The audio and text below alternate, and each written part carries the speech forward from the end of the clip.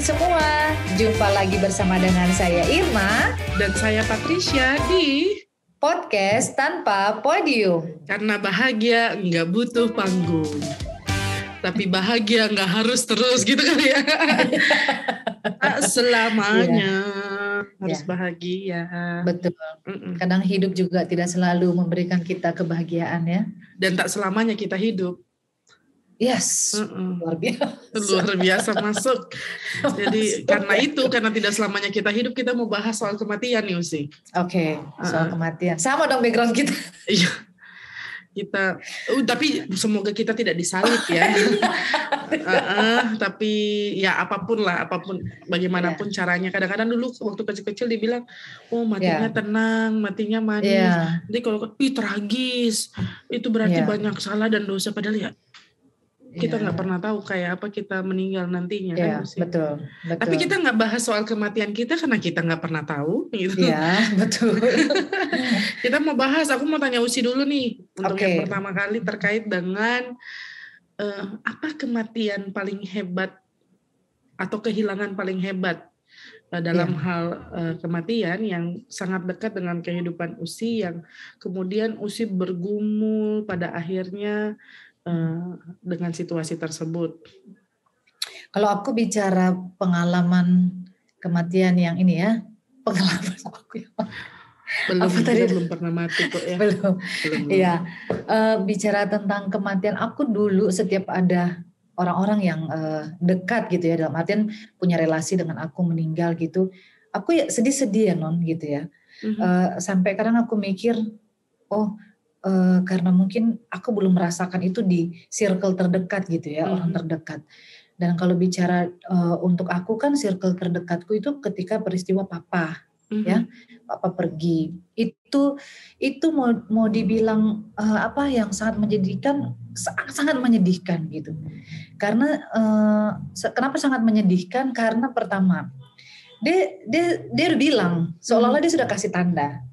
Saya nggak akan ketemu sama anakmu. Jadi memang waktu itu aku cuti ke Jakarta untuk cuti melahirkan, dan dia udah bilang saya nggak akan lihat anakmu. Padahal betapa besarnya keinginanku untuk dia bisa ketemu dengan anakku. Karena itu aku cuti melahirkan di Jakarta. Karena kasihan aku pikir kalau aku cuti melahirkan di Berau waktu itu ya, waktu pelayanan di Berau, beliau akan susah berapa kali naik pesawat tonon, setua kan, ada lagi pula stroke ton. Jadi sebenarnya harapanku adalah itu bisa menolong dia untuk ketemu dengan anakku gitu kan, karena aku kan ngerasain gimana cara dia sayang sama cucunya gitu ya, cara dia betul-betul memperhatikan, sampai kadang-kadang kakak-kakakku itu kena omel kalau sampai mereka macem-macem nih sama cucunya nih gitu, dan aku tuh merasakan itu gitu. Makanya sampai saking menyakitkannya itu dan saking hebatnya, aku nggak bisa nangis. Aku nggak bisa nangis. Aku nggak bisa meratap model bagaimana. Nggak ngerti aku mau meratap seperti apa. Jadi ya mungkin ada beberapa teman yang datang, aku ngobrol biasa. Padahal sementara orang lagi khawatir sama aku karena waktu itu aku lagi hamil besar, hamil tua ya. Udah mau tinggal nunggu kan waktu itu kan. Mereka justru maksudnya jaga supaya jangan sampai aku drop gitu ya, dan akan berpengaruh gitu ya. Betul. Aku nggak ini. Aku baru ngerasain sesuatu kehilangan yang hebat atas kepergian papa itu justru ketika aku di hari keberapa kalau nggak salah, hari kedua. Cuman karena apa? Aku makan nasi pakai sup.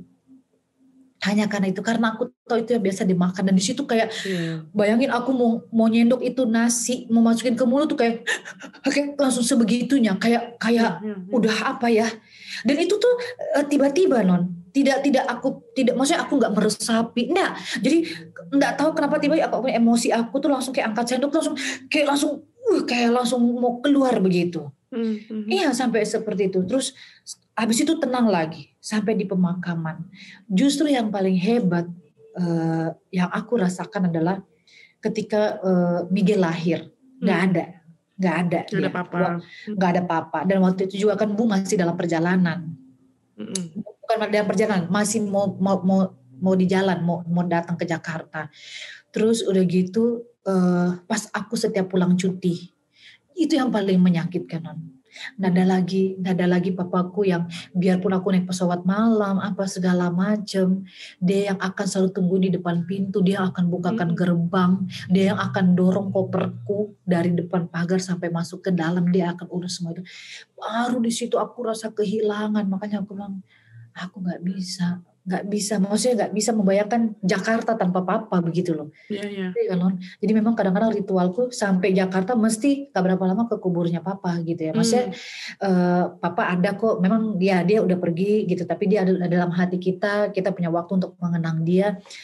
Jadi kalau dibilang, orang mungkin mikirnya aku gak terlalu kelihatan kehilangan sekali, tapi kadang-kadang hari-hari ini membayangkan, coba ya kalau papaku ada, dia pasti lagi beresin ini nih, halaman di gereja nih. Aku ngebayangin ada dia di situ. Jadi tapi ya kadang-kadang itu keluar begitu aja. Nah, jadi baru aku rasa betul-betul kematian seperti itu ketika aku kehilangan papa gitu ya. Kalau dibilang aku meratapi, ya sampai saat ini pun ketika kenangan akan dia itu muncul ya, nggak bisa kita nggak bisa kita tolak, dan kita akan selalu terbawa pada perasaan kehilangan yang luar biasa. Tapi kan ya kita harus terus menjalani hidup gitu ya, menjadikan apa yang dia wariskan dalam kehidupan itu menjadi sesuatu yang berarti buat kita sekarang. Kalau aku itu, kalau Dikau? Sebelum aku jawab, Usi mungkin. Oke. Usi sendiri pernah berpikir kematian model bagaimana yang Usi? Pernah. Oke. Pernah. Meskipun kita nggak tahu ya. Iya, kita nggak tahu ya. Aku tuh yang pasti kalau bicara dari kerinduan ya, aku tuh sempat bilang, siapa tahu aku pas tutup usia, pas aku juga tambah usia begitu, ngerti nggak Non? Wah, tidak ulang tahun itu kayak ceng-cengan kita zaman sekolah. Kita ulang tahun di kalender sekolah sering dilingkar terus he atau or she must die. Kurang ajar. Kayak kita bakal dibunuh di hari ulang tahun gitu. Iya, jadi semenjak aku berpikir seperti itu ya, jadi jangan kamu kira momen aku bertambah ulang tahun itu adalah momen yang mensukacitakan. Tapi ketika aku mau masuk itu kan pertama kali aku mencetuskan itu kan, maksudnya terlintas ya untuk kalau memang pas tanggalnya gitu ya, itu 2014 kalau nggak salah. Jadi per 2014 sampai ini selama 7 tahun ini, momen aku untuk bertambah usia itu sekaligus juga momen aku untuk merenungkan siap deh nih gitu. Kadang-kadang sampai sebegitunya Non, maksudku kalau besok aku tiba-tiba gak bangun, aku udah bikin apa nih gitu ya Non ya, maksudnya aku udah bikin apa, terus aku membayangkan nih aku ulang tahun, aku cuma sama anakku, kayak apa kalau tiba-tiba terwujud kan begitu ya. Seperti apa begitu, aku seperti itu. Terus tapi selebihnya kalau bicara ya Tuhan sayang dalam keadaan yang utuh gitu ya, dalam keadaan yang utuh, dan yang pastinya kita boleh pergi tapi biarlah kebaikan kita tetap tinggal di hati orang gitu ya. Mungkin aku seperti itu ya, ya walaupun mungkin kasarnya gini, walaupun orang nggak tahu nama kita gitu ya, tapi mungkin dia pernah bilang ada kok waktu itu ada orang yang begitu kok gitu, kayak begitu ya, ketika kematian yang pastinya itu berdoa dalam keadaan yang utuh dan juga di tanggal yang sama. Kalau aku begitu. Iya, teman-teman, kita cerita kematian ini karena ya nanti kita akan bahas terkait dengan situasi dan kondisi di mana angka kematian makin meninggi dan lain sebagainya. Tapi pastinya kadang-kadang kita nggak sempat meratapi kehilangan-kehilangan karena orang selalu tetap kuat, tetap sabar, lalu kemudian jangan nangis atau dan lain sebagainya ya. Kayak sudahlah, jangan sampai berlarut-larut. Padahal larut orang kan, kerentanan masing-masing orang kan berbeda-beda. Beda. Kalau aku usia mencoba mengingat-ingat berapa banyak kematian yang dilewati, memang ada banyak kematian yang kemudian kita tangisi, kita nggak sadar, kita cuma menangisi diri gitu. Kita bukan menangisi orang yang kita hadiri, ya maksudnya baik pemakaman, waktu kita melayat, kita hadir, kadang-kadang kita lebih banyak terkenang ketika lihat mereka menangis, terkenang akan diri kita. Tapi ada sempat beberapa kali ya, kalau dulu oma meninggal dari pihak mama, papa, terus opa dari pihak papa. Kalau oma dari pihak mama itu dan pihak papa aku maksudnya aku sudah sadar, sudah besar lah gitu ya, sudah tahu prosesnya, nangisnya dan lain sebagainya. Om juga gitu, om meninggal itu aku dari pihak mama secara khusus ya, karena kita dekat dan lain sebagainya. Itu aku ingat banget betapa kaget ketika waktu kecil lagi latihan drama lalu dipanggil pulang. Kita bisa tahu tuh orang datang panggil, ngebayangin ini pasti bukan berita suka. Pulang dulu gitu. Ini pasti di jalan ini berpikir ya, dalam proses berjalan gitu, berpikir sampai di rumah, ya ampun ini pasti ada duka. Tapi lagi nebak siapa yang meninggal. Proses-proses itu yang kemudian membuat kita semakin bersiap diri untuk menghadapi kematian-kematian yang dekat dengan kita. Lalu waktu kerusuhan, ada banyak sekali berita-berita kematian yang berseliweran. Waktu aku pindah ke Jakarta, aku sempat punya teman dekat.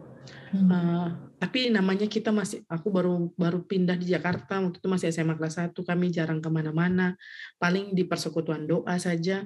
Terus waktu itu lagi liburan, dia sakitnya demam berdarah, kami cuma telepon-teleponan dari wartel gitu. Aku telepon dari wartel lalu nanya, dulu 5.000 udah lumayan lama kita ngobrolnya gitu ya. Teman-teman yang nggak tahu, teman-teman yang nggak tahu wartel ya udah cari tahu sendiri lah ya, mau bilang kemana aja nggak enak. Googling aja.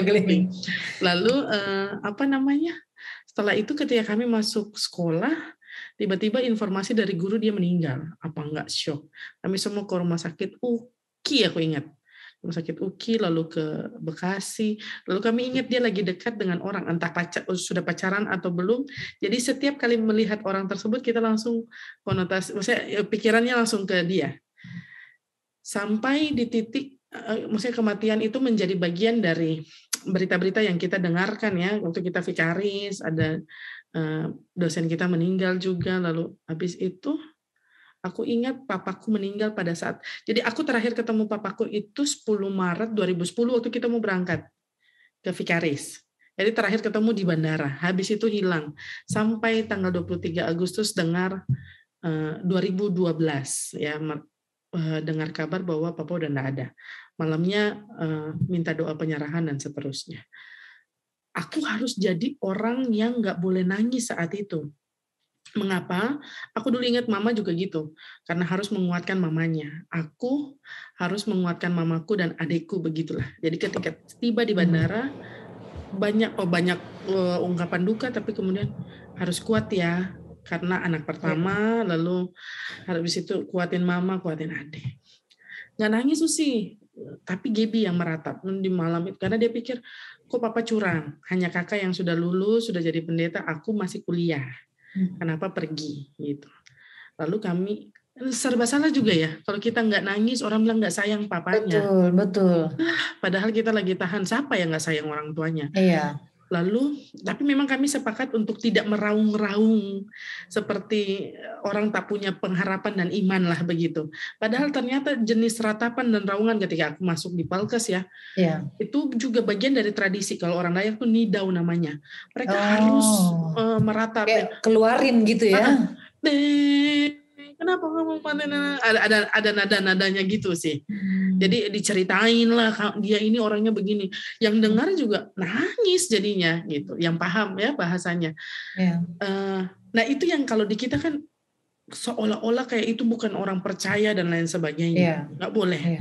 Nah di situ aku ingat aku nangis pas tutup peti. Jadi lagu sebelum tutup peti itu mereka gantikan kalimat satu dengan nama papa kan gitu.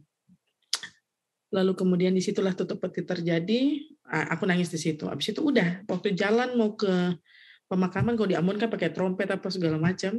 Jadi ada tuh seliwerannya, mereka nggak nangis. Ya karena ya banyak sekali gosip-gosip murahan gitu ya. Tapi kemudian itu Itu yang bikin aku sampai detik ini kalau bicara soal papa beda. Yeah. Nah, mama juga gitu. Ketika aku dengar kabar aku lagi di pos Pelkes, kita selalu gitu ya, dengar kabar yang, dan aku paling gak suka karena kita nggak pernah melayani sampai di akhir. Iya, iya. Nggak pernah dapat nafas terakhirnya. Jadi aku makanya di kata sambutan waktu mamaku meninggal, aku bilang makasih buat Gaby, karena Gaby yang jaga. Nah, Gaby puas di situ. Dia aku yang datang, aku yang nangis. Tapi bersyukur Usi waktu aku datang, kan mama sudah formalin ya.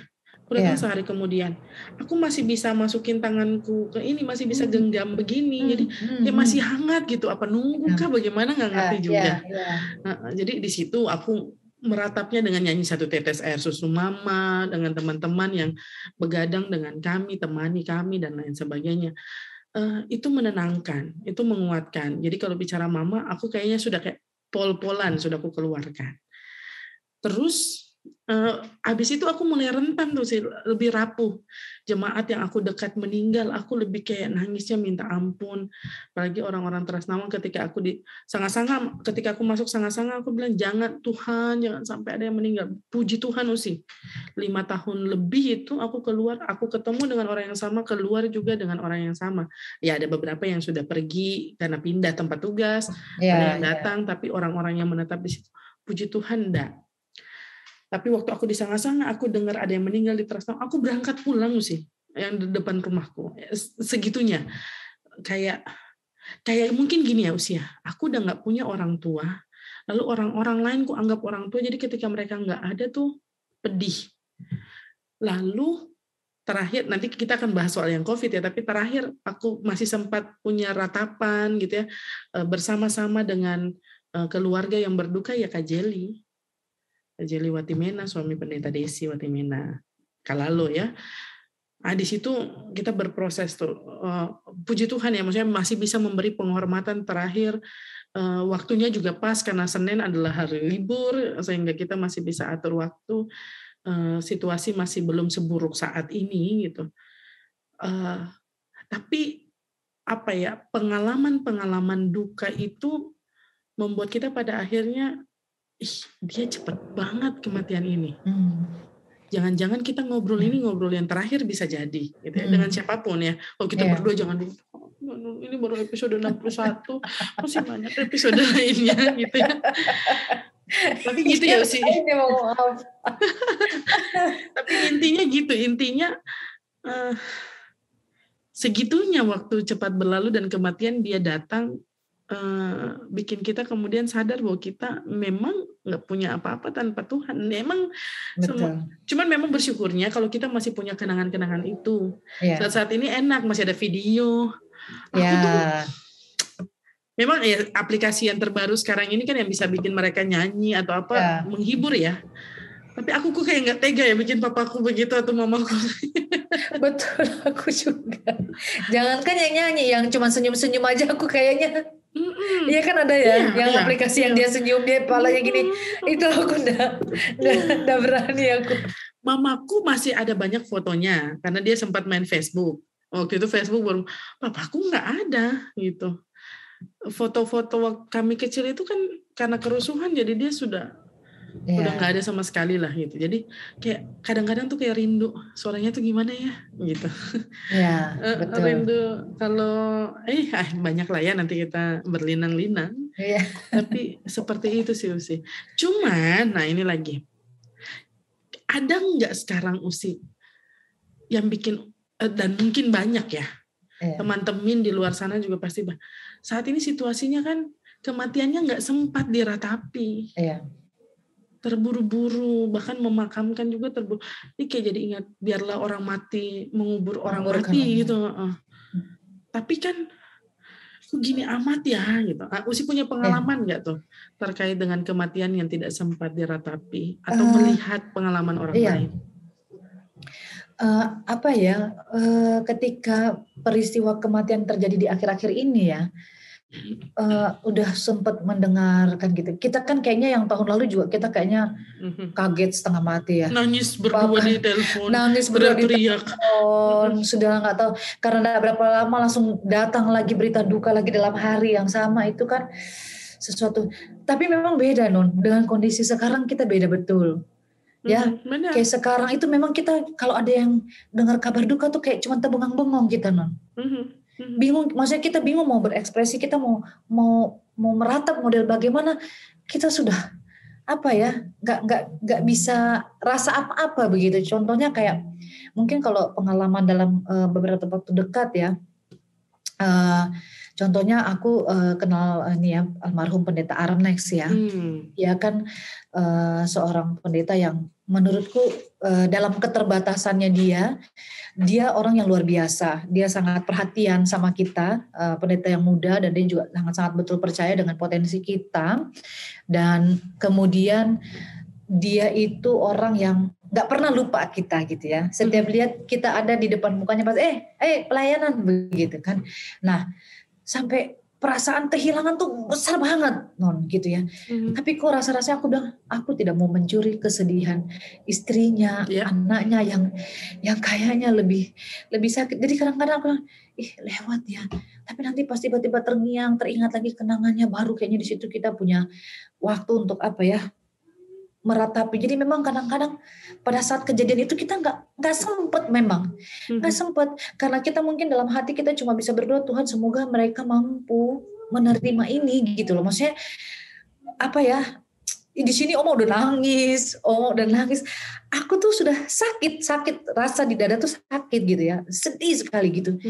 Tapi aku cuma lihat ibu yang terisak-isak, memang waktu itu anak terkasih Felix nggak kita lihat ya, tapi ibu yang terisak-isak dalam kerapuhan kerentannya dia berusaha untuk begini. Jadi aku bilang, oh Tuhan, apa nggak sempat Non. Aku nanti pas udah berapa hari baru kayak pas terkenang dia baru kayak jatuh air mataku gitu ya. Maksudnya jadi kayaknya memang pada saat kejadian itu nggak sempat gitu ya, kayak terus almarhum pendeta Salmon juga yang kita sempat fasilitasi ya dari Mupel ya, itu kan sedih sekali karena dia juga ada di kita dan kita lagi semangatnya ya teman-teman pendeta untuk menopang begitu ya, terus tiba-tiba yang tadinya masih sehat siang tiba-tiba udah nggak ada sorenya, itu kaget dan aku melihat begitu banyak orang yang bersedih, begitu banyak orang yang meratap dan apa ya sampai sudah kita nggak tahu mau bikin apa dan itu sesuatu yang apa ya aku tuh udah nggak tahu lagi, aku tuh cuma pikiranku adalah gimana multimedia ini bisa terlihat orang, gimana bisa memfasilitasi orang begitu. Kita bisa membayangkan ya sedemikian pelik keadaan ini sampai kita nggak punya waktu meratap karena kita mesti pikir oh kasihan ini bagaimana caranya supaya orang keluarga bisa lihat, keluarga yang jauh bisa lihat prosesi ini, bagaimana supaya mereka dapat tangkapan yang baik, gambarnya segala macam sampai sebegitunya gitu loh. Ya. Nanti pas besok-besoknya baru aku buka lagi YouTube-nya, dan lagi oh Tuhan bilang gitu, sedemikian kematian itu betul-betul membuat kita luar biasa. Kita nggak itu ya kalau bicara soal aku nggak punya kesempatan untuk pengalaman pribadiku terhadap beberapa peristiwa yang sudah berlalu gitu ya, sampai sebegitunya nggak sempet Non.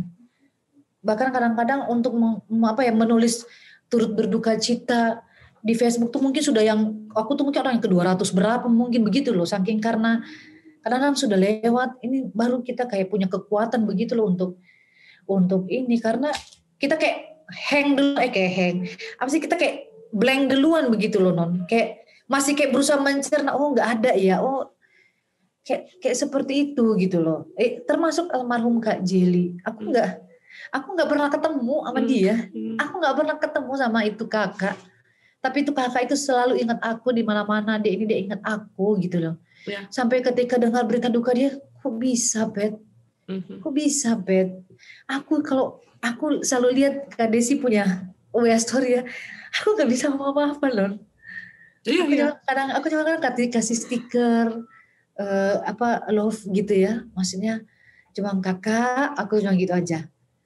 Nanti kalau ya sayang, dia kan Kak Desi suka gitu ya, semangat, aku bilang gitu. Terus kadang-kadang mikir, gue ini bener nggak sih WA-nya? Karena nggak tahu mau bikin apa Non, nggak tahu mau bikin apa, tapi rasanya apa ya mau meratap bersama dengan mereka gitu loh, tapi how gitu loh, karena kalau nggak ada kita pasti terbang, no? Gue pasti terbang, gue orang yang nggak pernah dia ketemuin secara tatap muka, tapi dia orang yang care gitu dengan kita, dengan apapun adanya dia lah.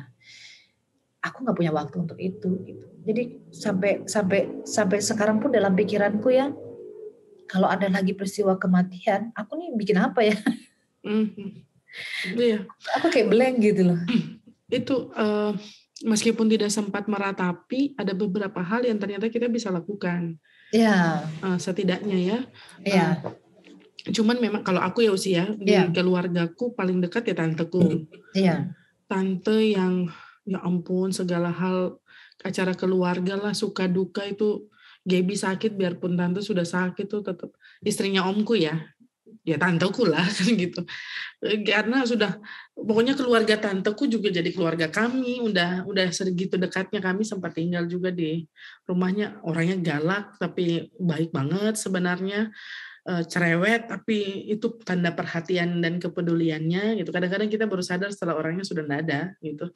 Ya, betul. Tapi ketika mau keluarga ada yang nikah, ada yang duka, apalagi terakhir aku ingat ya, kalau di aku ya mamaku, papaku aja semua keluarga mamaku tuh datang, suami istri semua datang, anak-anaknya juga datang ke Ambon kan, kalau papaku meninggal di Ambon, mama di Jakarta. Nah ketika mama dia siapin itu bunga-bunga, karena tahu mama suka mawar putih, semuanya mawar putih di peti, kami kasih satu-satu. Wah pas dia meninggal, aku cuman lihat, aduh pas lihat krans bunga dari keluarga Louis kalau nggak salah ya, suaminya Kak Ina, baru tersadar, ya ampun kita sampai sudah nggak sempat untuk mikirkan krans bunga. Oke. Iya. Dan itu posisinya omku baru sembuh gitu, omku baru dinyatakan negatif. Kak Ina untung siang itu, waktu itu cuma tinggal Mil saja yang belum, jadi mereka semua ke pemakaman. Tapi dengan kondisi yang harus cepat, om di rumah sakit tapi nggak bisa ketemu tante, jadi dia harus ke gereja dulu, lalu langsung ke pemakaman. 52 tahun lebih kalau nggak salah ya perjalanan pernikahan mereka. Wow. Itu kan hidup bersama. Aku ingat terakhir kali waktu Kak Jelly meninggal kan aku sempetin mampir. Itu pertemuan terakhir kami. Biasalah tante, kapan? Atau gendut dan lain sebagainya. Tapi aku ingat omku buatin roti dan teh untuk tanteku, tinggal tante sarapan. Segitunya. Jadi kan berarti ada situasi yang sedang tidak normal, tapi itu tiba-tiba dan harus diselesaikan dengan cepat. Iya. Dan aku yakin ada banyak sekali kalau kita lihat teman-teman pendeta kita, bahkan terakhir aku gak mau sebutin nama ya, terlalu saking banyak, karena seolah-olah yang satu berdukanya lebih hebat dibandingkan yang lain gitu. Tapi kita bisa lihat orang akhirnya cuma bisa ketemu karena media, untung ada Zoom dan lain sebagainya, tapi kan kayak sudah mengubah proses ratapan kita gitu. Mengubah sekali. Makanya aku mengubah ya, makanya aku ya kadang-kadang kan kita ada nulis di Facebook atau mungkin ada orang yang like postingan tulisan kita gitu. Kalau memang meninggal itu aja lah. Kalau misalnya aku tuh mikir kalau aku meninggal nggak usah pajang fotoku lah gitu. Ya pajang aja tulisanku kah apakah gitu, atau postingan yang kamu suka apapun. Karena kadang-kadang ada orang-orang yang nggak bilang rest in peace, tapi memang dia bukan karena dia nggak peduli dan care, nggak empati, sampai udah nggak tahu mau bikin apa lagi. Nggak tahu. Lalu kita juga lagi semua orang sedang berjuang, lalu tiba-tiba udah nggak ada. Padahal tadi baru ketemu, tadi baru telepon, tadi baru WA, dan lain sebagainya. Jadi teman-teman nggak apa-apa kok meratapi dan meresapi seluruh luka dan duka, nggak masalah. Itu wujud ketidakmampuan dan ketidaksempurnaan kita sebagai manusia, tapi percayalah bahwa Allah pun merangkul kematian dan mendekat kita. Jadi orang yang sudah meninggal pasti tenang dan gak perlu dilupain. Iya, betul. Jangan malah. Gak ada kehilangan. Kalau menurutku pada akhirnya kalau kita nggak lupa kan berarti tidak ada kehilangan yang hakiki. Masih ada kenangan-kenangan yang tertinggal. Betul. Gitu. Jadi ya sudah. Nikmati, jalani. Kalau nangis ya udah nangis. Ya, jangan ditahan, ekspresikan, jangan supaya kelihatan tangguh, kelihatan kuat. Terus sampai kita nggak punya waktu untuk meratapi itu gitu ya. Masing-masing orang punya keadaannya masing-masing, Betul. Dan masing-masing orang juga punya kenangan terhadap orang-orang yang meninggalkan kita semua gitu ya. Benar. Dan biarlah ingatan-ingatan yang baik itu, kenangan-kenangan yang manis itu yang membuat kita yakin bahwa sebenarnya ya semua yang manis itu, semua yang baik itu tetap hidup di dalam diri kita, dan kita tetap punya pengharapan gitu ya. Bukan karena kita belum ini makanya enak ngomongnya ya, Pet, ya. Enggak ya. Bukan itu. Sudah banyak kami kehilangan orang-orang yang kami kenal di masa Covid ini apalagi. Dan betapa sedihnya ketika mereka harus pergi dengan cara seperti itu, tidak ditemani, kemudian sendiri. Ya dia nggak merasa sendiri mungkin ya, tapi kita membayangkan suasana itu seperti itu gitu, karena kita nggak bisa pungkiri bahwa pastilah kita berpikir, Non, kalau nanti gue mati ada nggak ya yang nangis buat gue? Nangisnya gitu tulus nggak ya? Nangisnya tulus nggak ya gitu. Jadi apapun ekspresi yang kita miliki terhadap peristiwa kematian, nikmati. Jangan dibiarkan untuk jangan kita memuaskan perasaan orang gitu, maksudku ya, Non. Jangan betul kita harus kuat, betul kita harus terus memiliki pengharapan ke depan gitu. Tapi juga jangan kita meniadakan kerentanan kita gitu ya, meniadakan kerapuhan kita hanya demi orang lain gitu loh. Sementara akhirnya nanti kita kuatnya kuat karbitan, benar nggak ya istilah itu? Maksudnya kuatnya terlalu instan begitu. Dipaksa kuat, betul. Sehingga gampang patah nantinya. Gampang patah gitu. Jadi itu juga penting, teman-teman. Kita harus betul-betul menikmati semua itu. Kalau menangis ya menangis gitu ya. Kalau marah ya marah gitu ya. Kalau sedih. Menyalahkan diri sendiri ya, kadang-kadang kita bilang jangan begitu, tapi kadang-kadang pikiran itu selalu ada, bahkan membayangi. Tapi yang pastinya adalah ini situasi yang tidak pernah kita bayangkan. Kita nggak pernah tahu kapan kita kehilangan orang-orang terdekat kita dan kapan mereka juga kehilangan kita, gitu ya. Cuma pastinya bagaimana kita menjalani apa yang Tuhan percayakan, dan percaya juga bahwa kematian demi kematian yang kita lihat, kita alami dalam kehidupan orang-orang terdekat kita, itu bukan mau menjatuhkan kita teramat sangat dalam gitu ya, Non ya. Mau menjadikan kita tetap kuat begitu.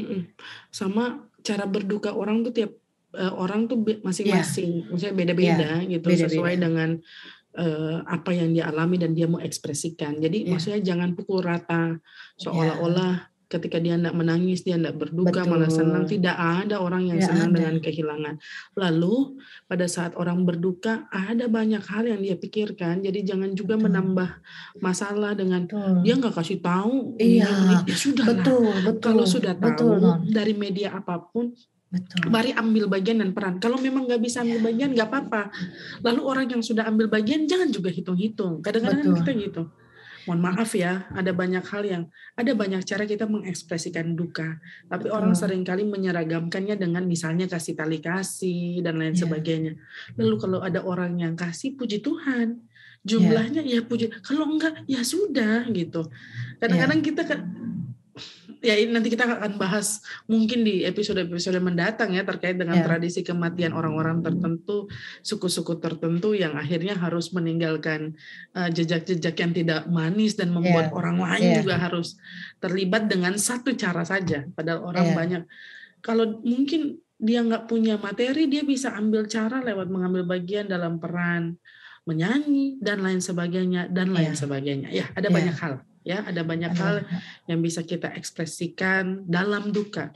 Tapi yang pasti kematian merupakan cara bagi orang percaya itu berharga. Lalu cara kita berjumpa dengannya. Karena maut tidak jadi bagian dari hidup kita, sangat maut sudah dikalahkan dengan kemenangan Kristus. Tapi kematian masih menjadi bagian dari kehidupan kita yang menjadi langkah awal perjalanan bersama Bapa dimanapun. Dalam kehidupan dan dalam cara. Siapapun kita nggak berhak menghakimi kematian atau hidup nantinya seseorang. Tapi bagaimana kita kemudian menghayati hidup yang Tuhan beri, supaya kalau nanti Tuhan panggil pulang kita kembali kan, ya sudahlah kita sudah siap. Ya, itu yang paling penting tuh. Kita sudah siap ya. Tapi jujur, nanti kita bahaslah berikutnya usia. Tapi jujur aku lagi takut. Selalu kita kuatkan orang lain.